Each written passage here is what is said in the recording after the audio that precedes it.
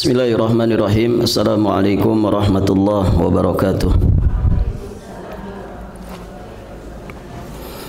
Alhamdulillah. Alhamdulillahilladzi arsala rasulahu bil huda wa dinil haqq liyudhhirahu 'ala ad-dini kullih wa kafa billahi shahida. Asyhadu an la ilaha illallah wahdahu rabbi la syarika lah. Wa asyhadu anna Muhammadan abduhu wa rasuluh, amma ba'd. Allahumma inna nas'aluka ilman nafi'an wa rizqan tayyiban wa amalan mutaqabbala. Para hadirin, akhwat wa ummahat fillah rahimani wa rahimakumullah. Alhamdulillah, kita bersyukur kepada Allah pada siang hari ini. InsyaAllah ta'ala kita akan melanjutkan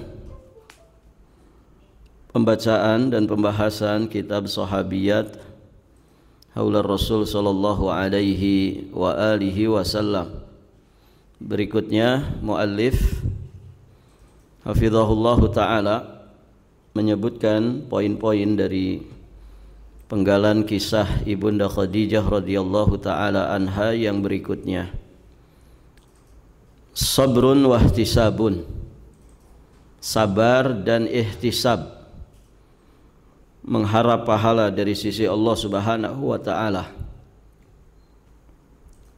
Betul poin ini, Bu, ya?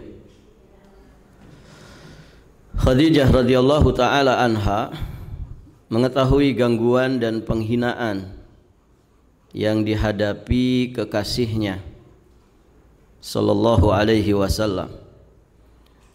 Maka beliau membantu meneguhkan hati dan meringankan beban berat perilaku orang-orang Quraisy yang beliau rasakan.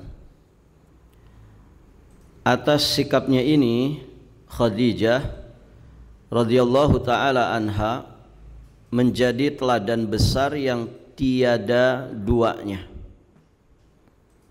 Bahkan sebagai teladan bagi setiap muslimah yang bersuamikan seorang da'i.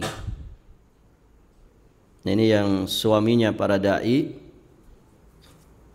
maka teladanilah Ibunda Khadijah radhiyallahu ta'ala anha untuk kemudian meredakan ujian-ujian yang dihadapi, ujian-ujian yang membuat orang tabah kebingungan. Barakallahu fikum. Karena tentu jalan dakwah bukanlah jalan yang tanpa aral dan rintangan. Ya, mesti ada tantangan, rintangan, hambatan, ujian dan juga cobaan. Bahkan ya fitnah bisa saja terjadi, kan begitu.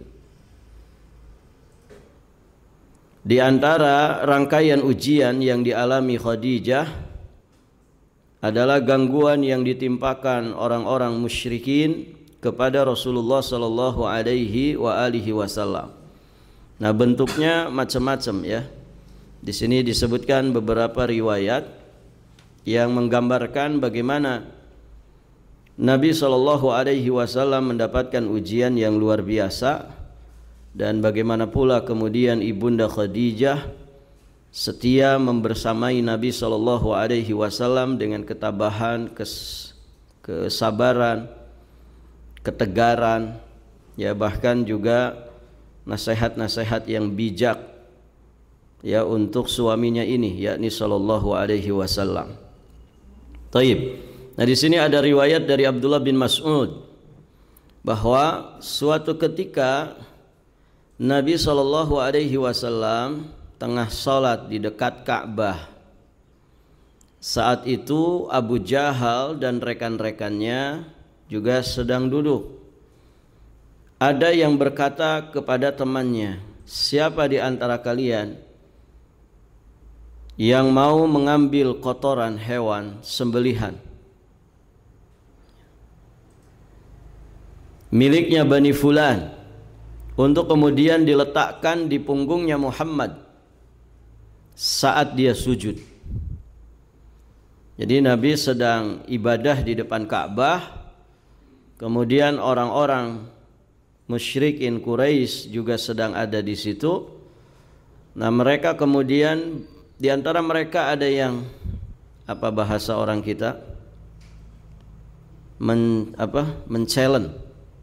Apa, Bu? Ya, begitulah. Ya.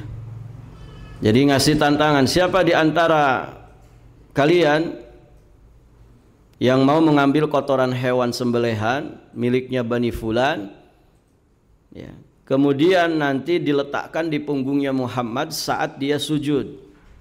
Akhirnya orang yang paling celaka di antara mereka bangkit, yakni yang bernama Uqbah bin Abu Mu'id.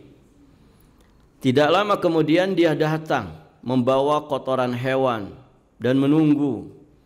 Maka ketika Nabi sedang sujud, dia letakkan kotoran itu di pundaknya Nabi. Maka Abdullah bin Mas'ud yang membawakan riwayat ini, beliau mengatakan, aku hanya bisa melihat saja dan tidak bisa berbuat apa-apa. Karena saat itu ya tentu masa-masa perintisan dakwah, masa-masa awal Nabi SAW memperjuangkan dakwah ini. Tentu keadaannya cukup berat, begitu ya. Sehingga Abdullah bin Mas'ud hanya bisa melihat saja, tidak bisa berbuat apa-apa.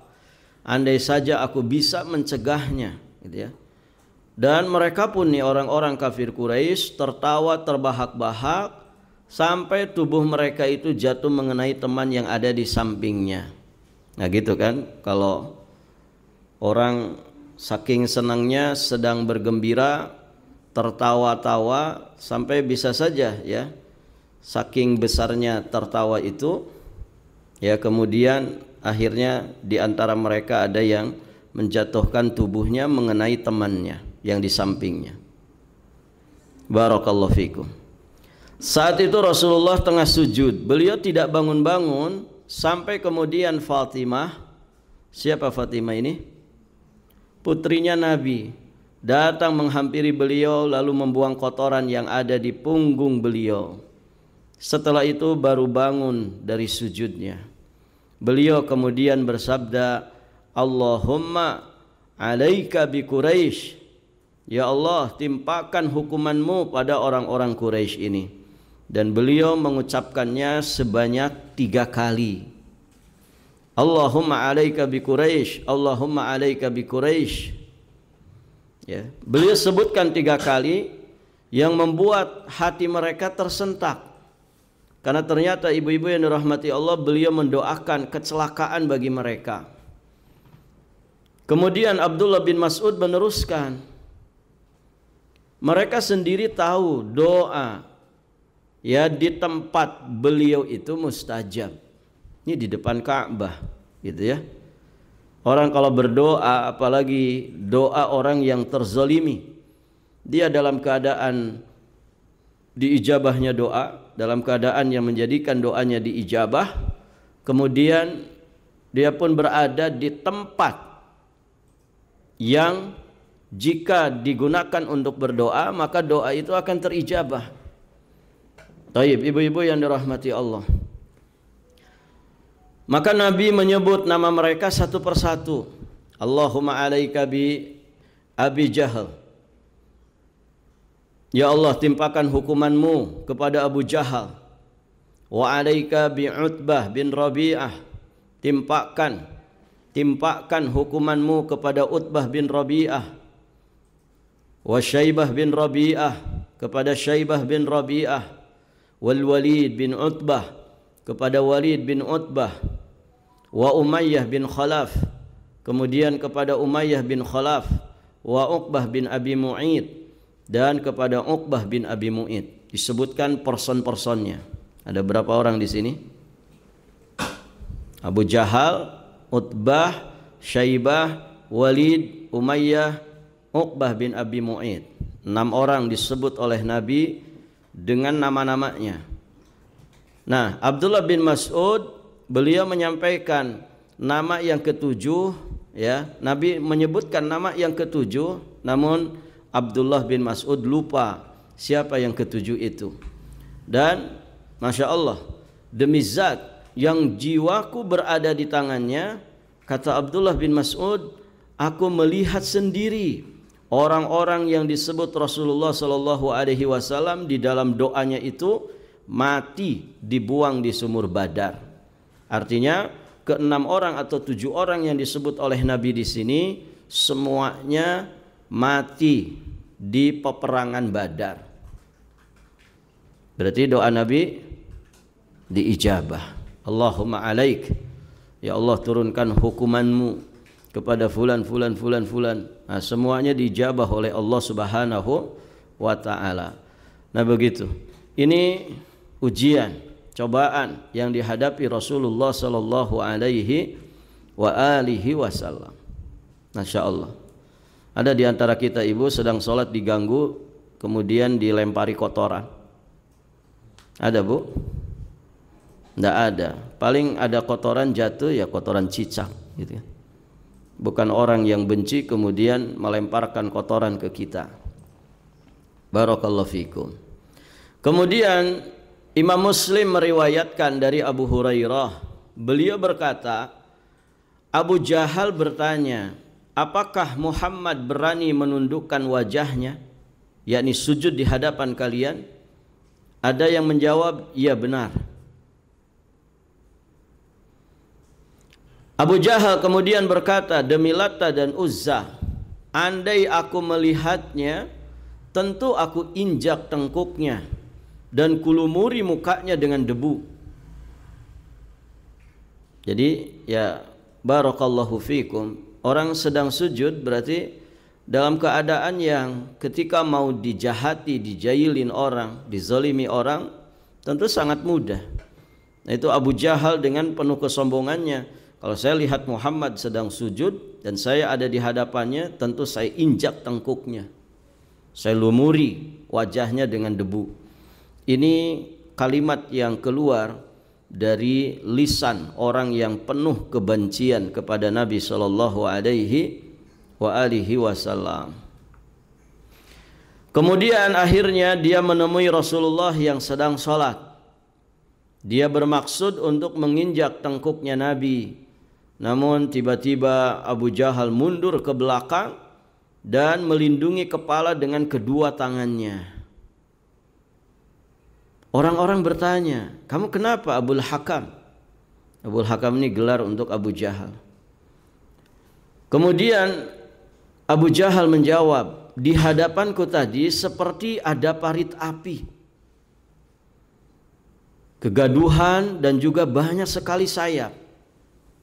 Siapa kira-kira yang melindungi Nabi ini? Para malaikat. Rasulullah sallallahu alaihi wasallam kemudian berkata, "Laudana minni lahtatafathul malaikah udwan." Kata Nabi, andai saja dia mendekatiku, pasti tubuhnya akan disambar malaikat satu persatu. Nah, inilah ya bagaimana ujian cobaan yang dihadapi Nabi sallallahu alaihi wasallam. Taib, ibu-ibu yang dirahmati Allah. Kemudian juga riwayat dari Urwah bin Zubair. Beliau berkata, aku berkata kepada Abdullah bin Amr bin As, beritahukan kepadaku gangguan paling keras yang dilakukan Quraisy terhadap Nabi sallallahu alaihi wasallam. Maka beliau menjawab, saat Nabi tengah sholat di Ka'bah, tiba-tiba muncul Uqbah bin Abu Mu'id. Uqbah bin Abu Mu'id ini diantara yang mendapatkan doa keburukan dari Nabi, dari 7 orang yang disebut namanya tadi. Tiba-tiba muncul Uqbah bin Abu Mu'id. Dia melingkarkan pakaian di lehernya Nabi, kemudian menjerat Nabi dengan ditarik keras. Maka walhamdulillah Abu Bakar datang dan langsung mencengkram pundaknya lalu menyingkirkannya. Seraya beliau berkata, ataqtuluna rajulan an yaqula rabbi Allah? Apakah kamu akan membunuh seorang laki-laki karena dia menyatakan Rabbku adalah Allah? Nah, di sini dibantu oleh siapa? Oleh Abu Bakar As-Siddiq. Taib, ibu-ibu yang dirahmati Allah. Jadi luar biasa ya. Nabi itu ya dilempari kotoran ketika sholat ya. Kemudian tadi mau diinjak tengkuknya saat sujud, mau dilumuri debu wajahnya. Kemudian di sini sudah ditarik pakai kain lehernya. Alhamdulillah Abu Bakar ketika itu datang dan langsung ya menyingkirkan orang itu, yakni Uqbah bin Abu Mu'id. Nah, ini gangguan, cobaan yang dialami Nabi sallallahu alaihi wasallam. Nah, para sahabat Nabi sallallahu alaihi wasallam juga tidak luput mengalami gangguan dan ujian-ujian berat dari kaum musyrikin. Ya, itulah ya suka duka atau perjuangan, pengorbanan ya yang namanya sedang merintis dakwah. Dan ini masih di fase Mekah, Ibu ya. Taib. Jadi bukan hanya Nabi, orang-orang beriman saat itu yakni para sahabat Nabi juga demikian mengalami intimidasi yang sangat luar biasa. Nah, Khabbab bin Arat menuturkan, aku menemui Nabi sallallahu alaihi wasallam yang sedang berselimut baju panjang di samping Ka'bah. Saat itu kami sedang mendapatkan siksaan dari orang-orang musyrik.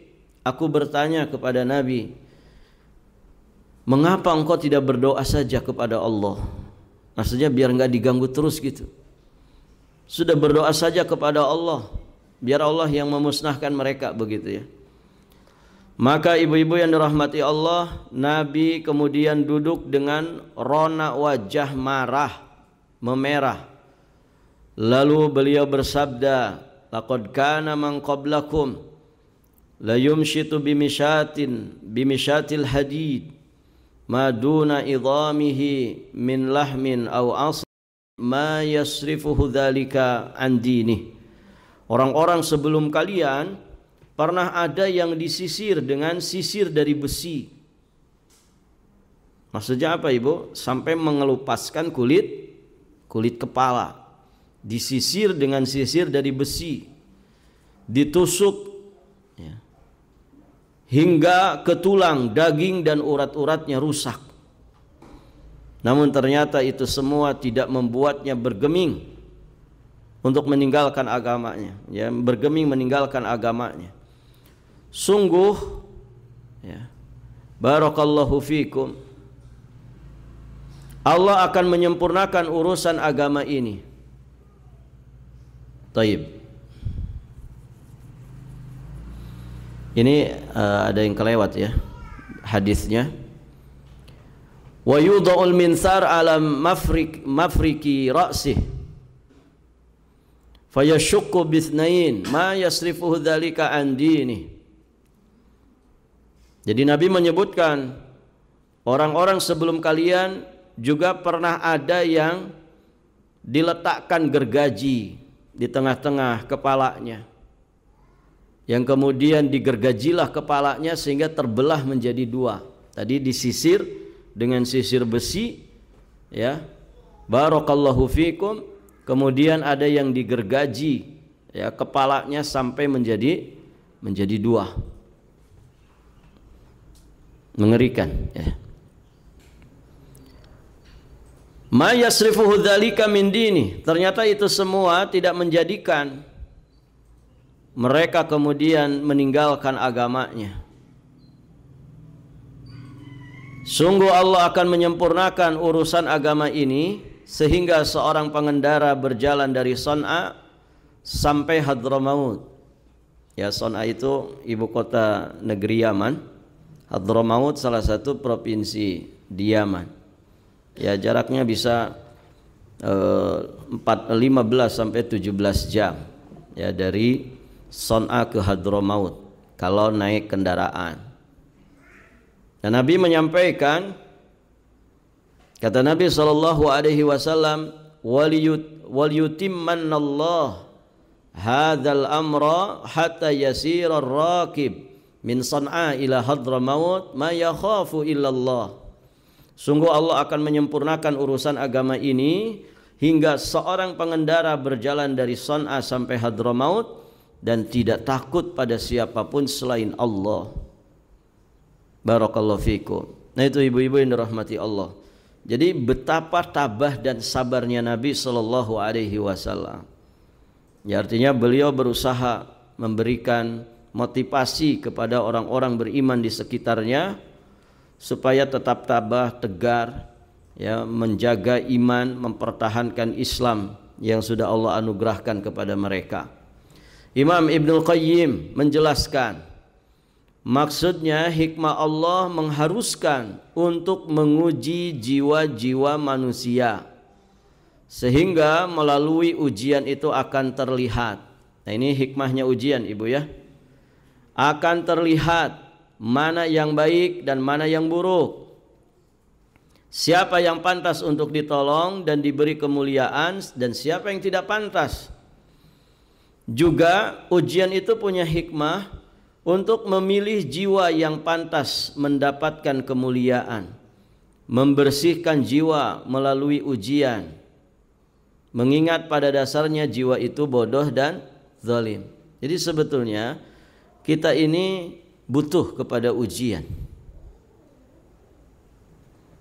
Fungsi ujian itu kalau kita di sekolah ibu, ujian itu fungsinya apa? Hah? Sekolah semua kan ibu? Ijazahnya asli kan? Alhamdulillah. Di sekolah ada ujian. Kalau zaman kita dulu catur bulan, ya. Per 4 bulan ada ujian. Cawu 1, cawu 2, cawu 3. Ya. Yang dulu sekolahnya ujiannya modelnya begitu, berarti sekarang sudah tua, ya. Taib, ibu-ibu yang dirahmati Allah. Ujian itu kan untuk apa? Melihat kualitas. Melihat kualitas. Kalau di sekolah kan begitu. Ini anak-anak ini menyerap pelajaran apa tidak? Paham enggak dengan yang diajarkan? Kan begitu. Kemudian hikmahnya lagi untuk supaya anak-anak belajar, kan begitu. Ujian itu menjadikan kita belajar, kan begitu. Ya sebetulnya kalau orang itu karakter belajarnya sudah tumbuh, mau ada ujian tidak ada ujian dia selalu belajar. Ya, tapi anak-anak yang malas ya SKS gitu. Sistem kebut sejam gitu ya. Taib, ibu-ibu yang dirahmati Allah. Ya. Kemudian juga untuk melihat apakah dia pantas naik kelas atau tidak, kan begitu. Ujian tuh fungsi dan hikmahnya begitu. Yang naik kelas, masya Allah dengan peringkat yang tinggi, ya biasanya dimuliakan, dianak emaskan sama gurunya. Sering disebut-sebut mungkin begitu ya. Untuk apa? Memberikan motivasi kepada yang lain. Barakallahu fikum. Nah itu, jadi ujian itu memang sejatinya dibutuhkan. Dibutuhkan. Coba ibu kalau orang tuh sehat terus, ya bukan mau sakit ya. Tapi kadang masya Allah dengan sakit itu kita bisa memahami betapa besarnya nikmat kesehatan. Akhirnya kita sadar, ya Allah lalai sekali aku ketika kemarin sehat. Lagi sakit gini baru nyadar pentingnya kesehatan.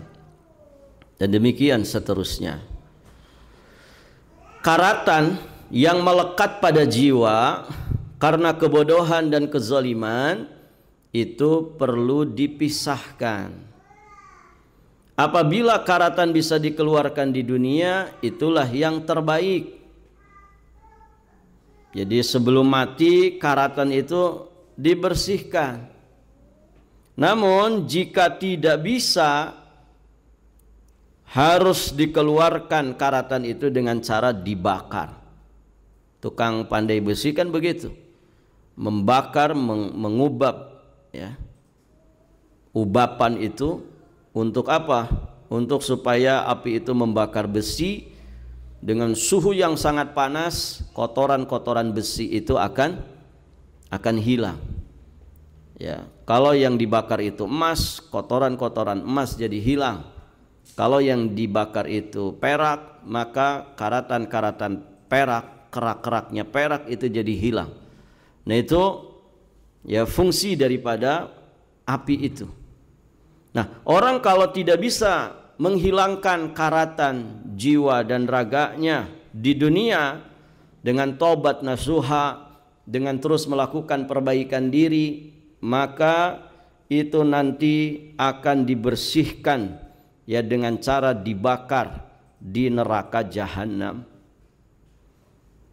Nah, setelah seorang hamba dibersihkan dan disucikan, jika memang dia statusnya sebagai muslim mukmin, dinilai sah iman dan Islamnya oleh Allah, maka setelah dibersihkan kotoran jiwa dan raganya dengan cara disiksa dalam api neraka, setelah itu dia akan diizinkan masuk surga.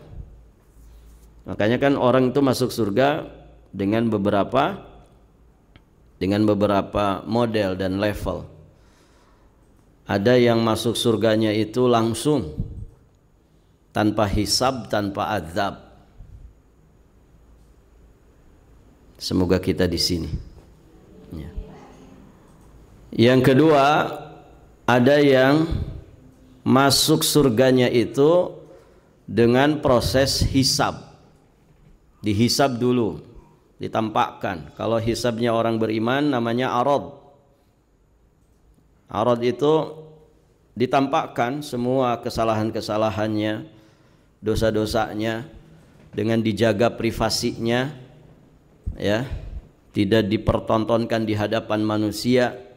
Kemudian disampaikan kepada orang beriman, ata'arifu dzanba kadza, tahukah kamu dengan dosa ini? Maka seorang mukmin dengan kejujuran imannya dia mengatakan, iya ya Allah, itu dosa-dosa saya, ya. Bahkan Allah kemudian menyampaikan, barangkali malaikat salah tulis. Tidak ya Allah, tidak mungkin malaikat salah tulis. Nggak ngeles, karena orang beriman itu jujur ketika di dunia, jujur juga ketika di akhirat. Atau barangkali salah catat malaikat, barangkali ini catatan tetanggamu, gitu ya. Tidak ya Allah, itu beneran sungguhan dosa-dosaku, kesalahan-kesalahanku. Sehingga ketika si mukmin ini sudah merasa akan binasa, maka Allah menyatakan, qad satartu halaka fid dunya wa ana aghfiru halakal yaum. Dulu aku tutupi dosa-dosamu ketika di dunia, dan saat ini ya tidak ada kezaliman di hari ini, aku ampuni seluruh dosa-dosamu. Nah itu namanya hisaban yasiron, hisab yang mudah bagi seorang mukmin. Gitu ya. Nah ada yang masuk surganya itu dengan proses hisab itu, hisab yang mudah. Ya walaupun mudah, memang karena ujungnya adalah ampunan dari Allah, maghfirah Allah, tapi tetap saja itu hisab yang menegangkan. Makanya tadi si mukmin sudah merasa akan binasa. Begitu ibu ya. Anda usah jauh-jauh lah hisab di akhirat ya. Hisab di dunia saja kan mengerikan ibu.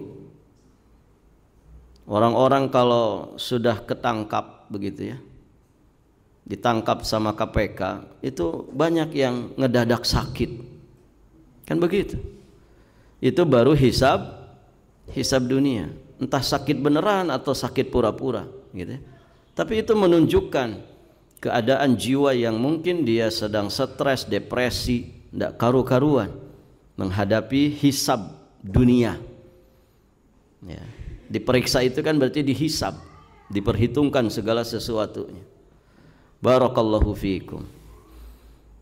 Ibu kadang dihisab suami saja kan ngeri ibu ya. Mana kemarin sisa uang belanja gitu ya. Sisa enggak ya, bingung jawabnya karena sudah habis dipakai shopping di mall gitu ya. Barakallahu fiikum. Itu hisab dunia. Bagaimana dengan hisab di akhirat? Ya. Nah, ada orang itu masuk surganya melalui proses hisab.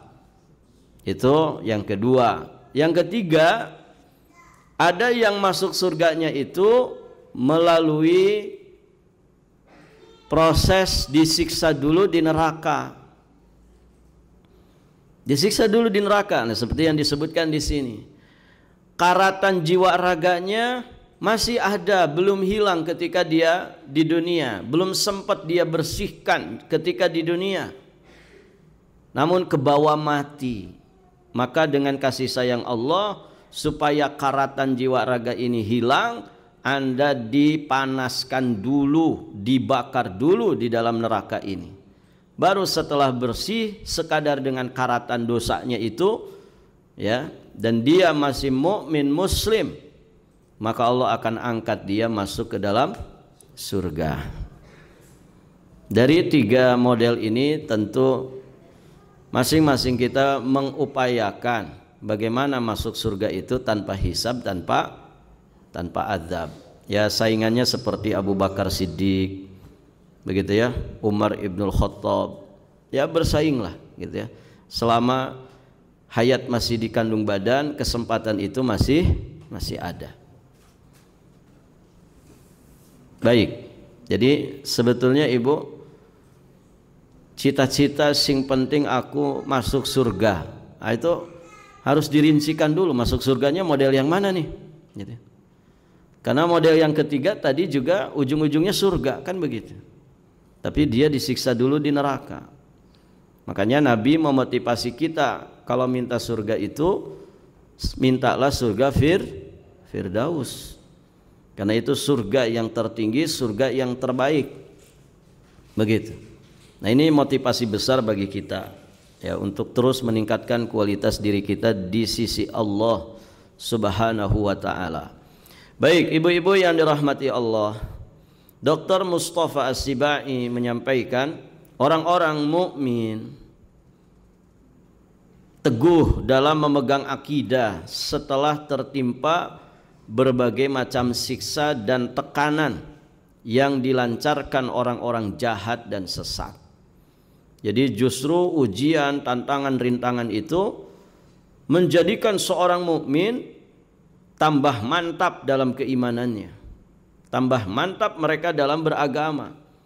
Nah, ini menunjukkan keimanan mereka yang benar, keyakinan mereka yang tulus, jiwa dan rohani mereka yang luhur, di mana mereka merasakan kenikmatan nurani, ketenangan jiwa dan akal. Ridha Allah yang mereka damba jauh lebih besar dari sekedar siksaan, kemiskinan dan tekanan yang dirasakan jasad. Jadi kebahagiaan mereka tidak bisa dirampas, ketenangan mereka tidak bisa diusik. Kenapa? Karena semuanya ada di dalam jiwa atau di dalam hati mereka. Taib, ibu-ibu yang dirahmati Allah, kita lanjut di penggalan kisah berikutnya. Ya, intinya ujian yang dihadapi oleh Nabi, ya, Ibunda Aisyah tetap setia mendampingi dengan ketabahan, dengan kesabaran dan dengan motivasi besar. Nah, inilah keteladanan dari Ibunda Aisyah. Berikutnya, Sahaibul Huzni wal Hijrah ilal Habasyah, awan kesedihan dan hijrah ke negeri Habasyah.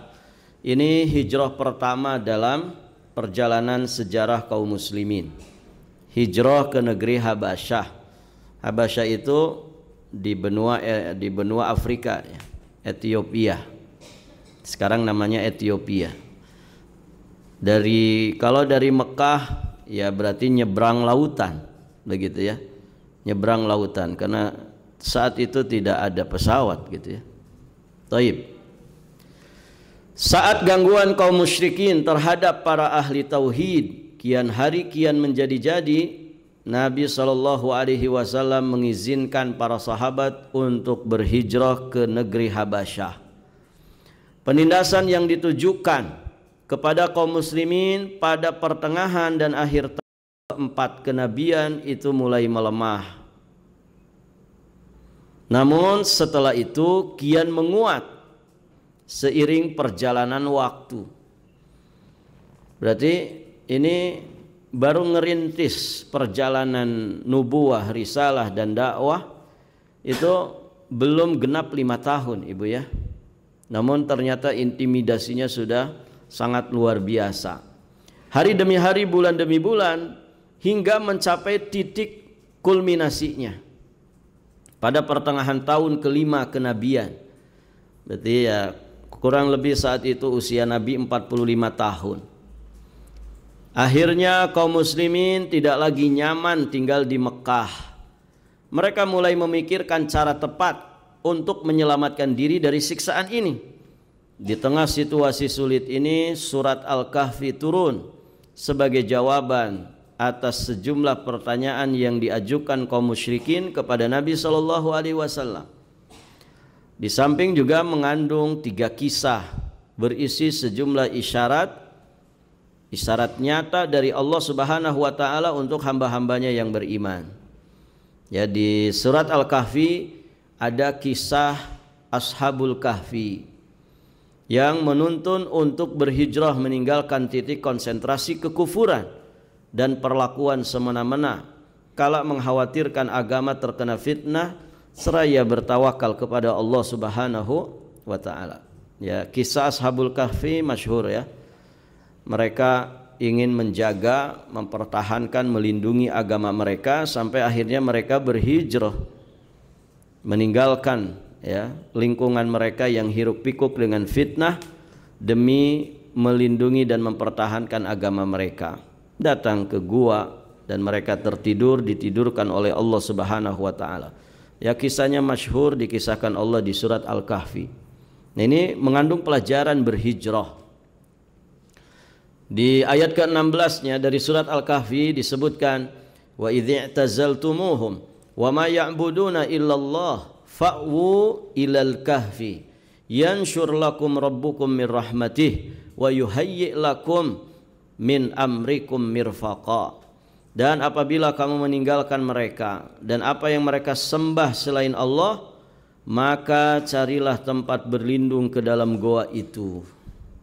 Niscaya Rabbmu akan melimpahkan sebagian rahmatnya kepadamu dan menyediakan sesuatu yang berguna bagimu dalam urusannya. Ya, mereka berhijrah ke gua itu dengan tujuan yang begitu mulia, ingin mempertahankan iman, tauhid, ingin mempertahankan agama mereka.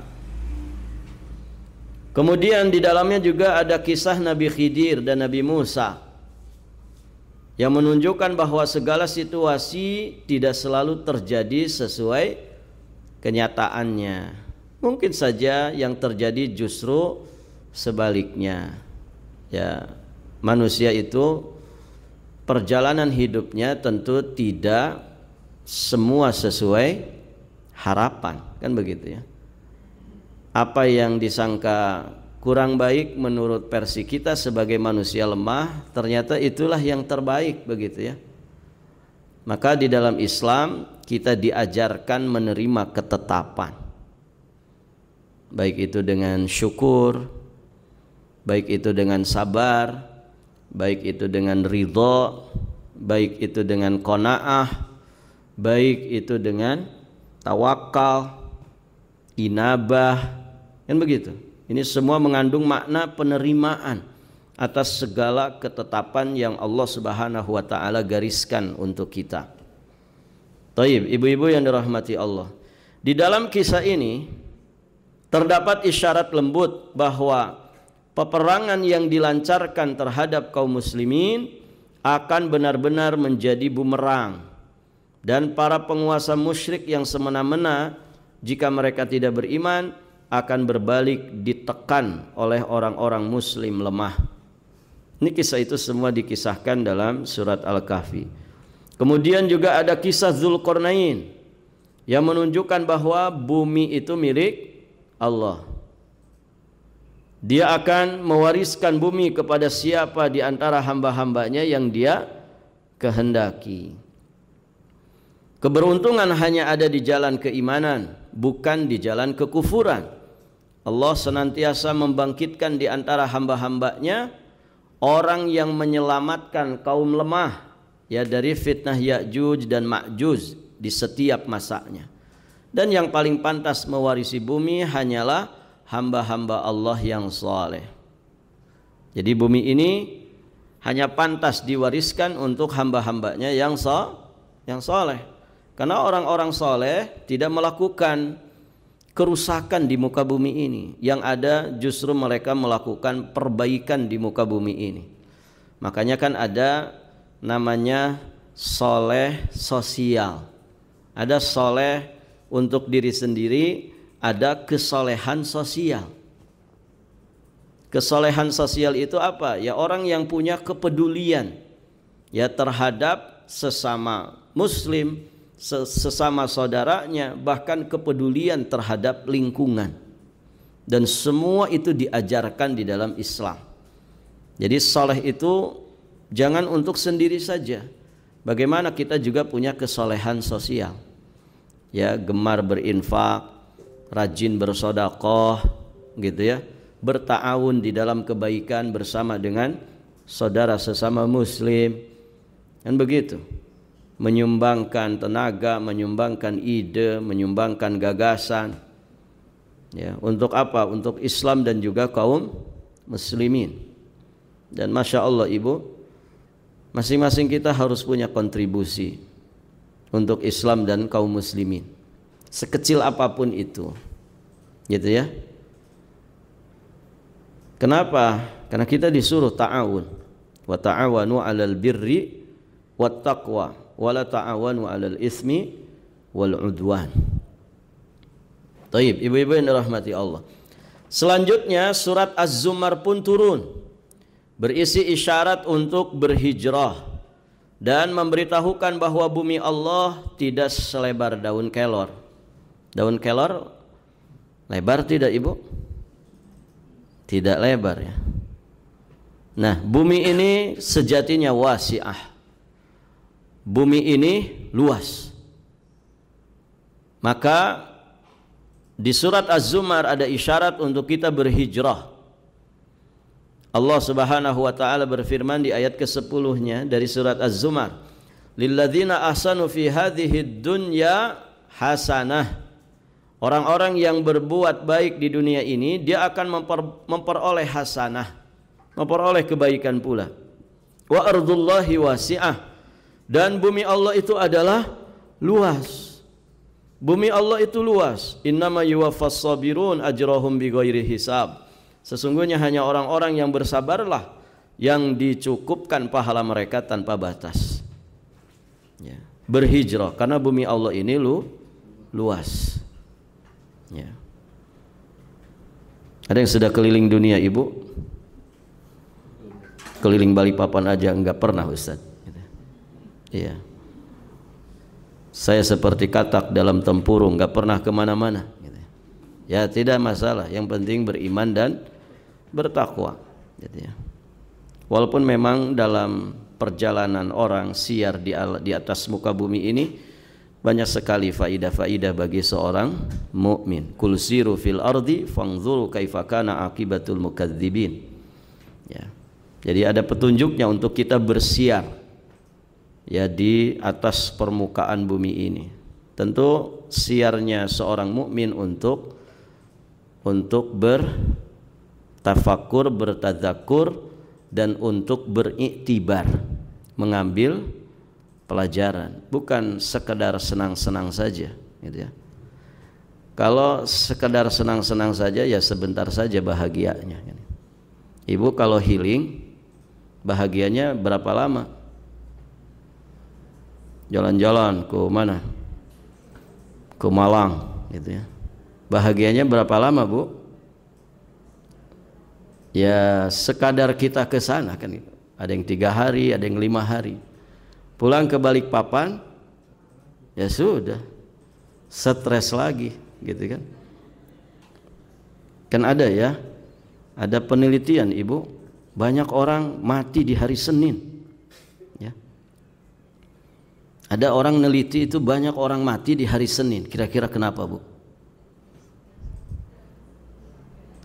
Ibu pernah merasakan berat menghadapi hari Senin? Pernah kan? Kapan itu?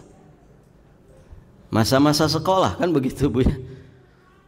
Aduh kalau masuk hari Senin itu berat rasanya. Coba kalau besoknya hari Ahad, itu enggak dibangunin saja anak-anak itu bangun. Gitu nggak ibu anak-anak di rumah? Malas, berat gitu kalau ngadepin hari Senin itu. Nah itu sebetulnya menjadi bahan renungan juga gitu ya. Berarti selama ini pendidikan bagi anak itu tidak menyenangkan. Ya tidak. Karena menghadapi hari Senin itu berat. Sebagaimana suami ibu menghadapi hari Senin itu berat. Tekanan atasan, tugas di kantor, begitu kan? Berat ngadepin hari Senin itu.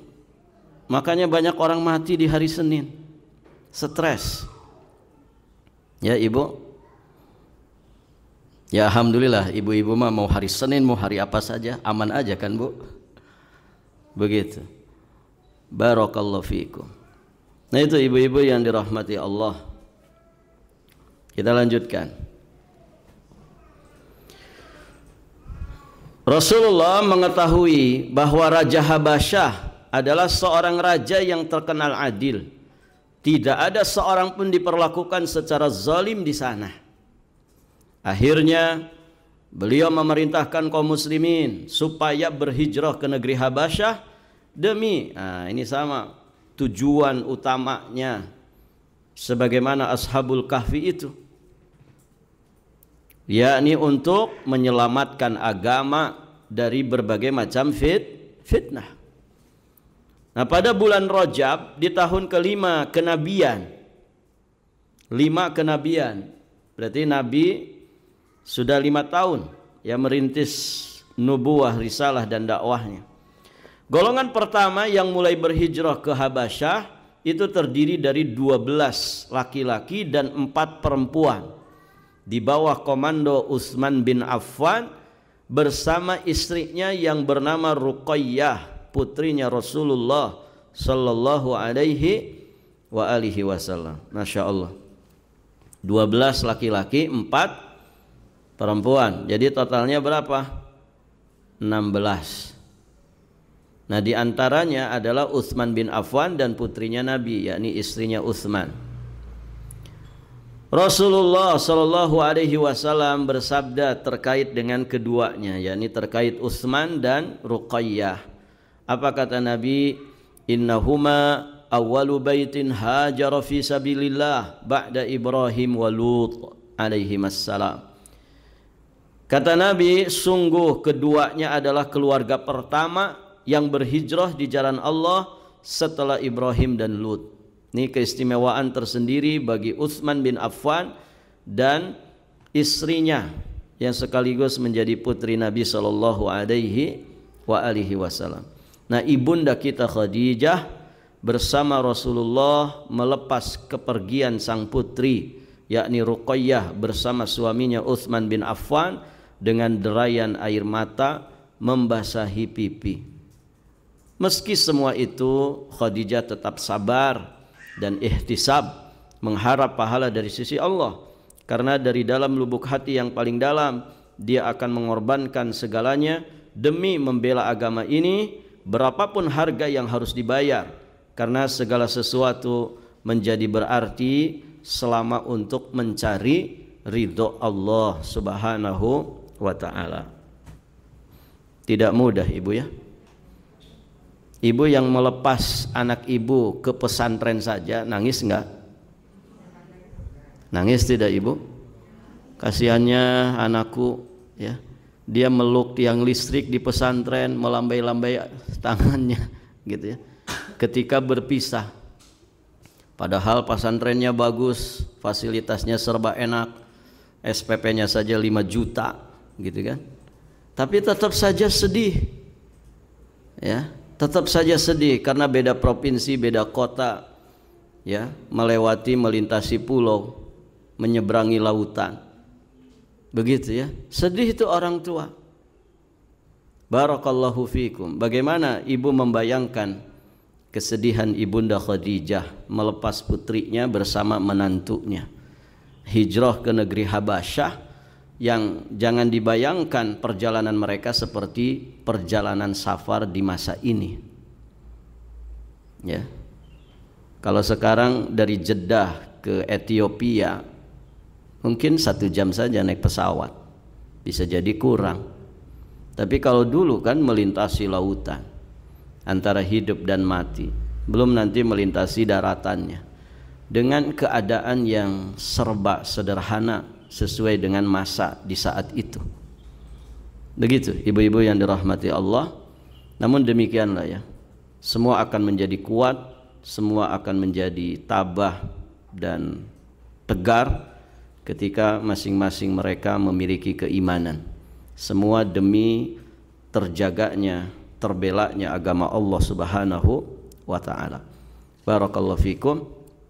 Baik ibu-ibu yang dirahmati Allah, sampai di sini dulu pelajaran kita. Masih ada beberapa poin penggalan kisah tentang Ibunda Khadijah ini. Insyaallah taala nanti kita lanjutkan di kesempatan berikutnya. Tinggal sedikit saja ya. Nanti kalau sudah selesai kita akan berlanjut ke kisahnya Saudah binti Zam'ah. Barakallahu fikum. Subhanakallahumma bihamdik asyhadu an la ilaha illa anta astaghfiruka wa atubu ilaik. Assalamualaikum warahmatullahi wabarakatuh.